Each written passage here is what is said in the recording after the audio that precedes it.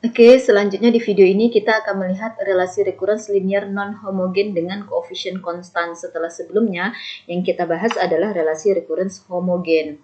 Nah, kita lihat bentuk umum dari relasi recurrence linear non-homogen dengan koefisien konstan. Berikut definisinya. Jadi bentuk umum dari relasi recurrence linear non-homogen berderajat K dengan koefisien konstan adalah seperti ini bentuk umumnya, yaitu AN sama dengan C1 kali AN kurang 1 hingga ditambah CK kali AN dikurang K ditambah FN. Nah, relasi recurrence ini dikatakan relasi recurrence non-homogen karena adanya kemunculan Fn yang artinya adalah suatu fungsi yang hanya tergantung pada N saja. Jadi, Fn ini tidak dikalikan dengan AN ataupun AN dikurang K. Nah, di sini C1, C2 hingga CK ini merupakan suatu konstanta yang tidak nol. Maka ini disebut dengan relasi recurrence non-homogen jika Fn-nya ini tidak nol. Nah, untuk menemukan solusi dari relasi recurrence non-homogen ini, kita harus menemukan dulu relasi recurrence homogennya. Jadi, tahapan yang kita bahas pada video sebelumnya itu tetap harus dilakukan.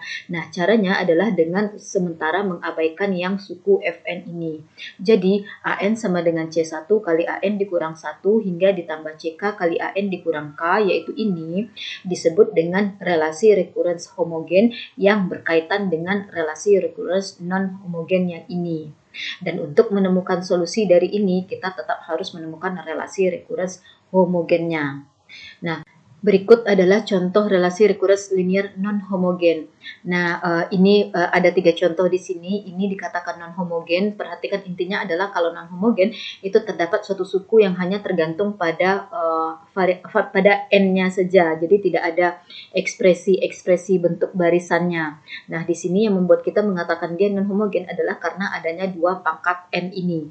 Maka suku yang Pn sama dengan 2 kali Pn dikurang 1 merupakan relasi recurrence homogennya. Kemudian di sini yang membuat dia non-homogen adalah karena adanya n kuadrat ditambah n ditambah 1. Nah, ini suatu fungsi Fn-nya. Maka yang ini disebut dengan relasi recurrence homogennya, yaitu ini dia. Kemudian ini suku non-homogennya itu adalah n kali 3 pangkat n ini. Maka AN sama dengan AN dikurang 5 sebagai ekspresi homogennya. Berikutnya kita lihat teorema yang terkait dengan cara menemukan solusi dari relasi recurrence linear non-homogen. Jadi dalam relasi recurrence non-homogen itu ada istilah yang disebut dengan solusi partikulir. Nah, di mana solusi partikulir ini adalah solusi dari relasi recurrence setelah kita melibatkan suku non-homogennya. Namun demikian, kita tetap harus menemukan solusi dari relasi recurrence homogennya.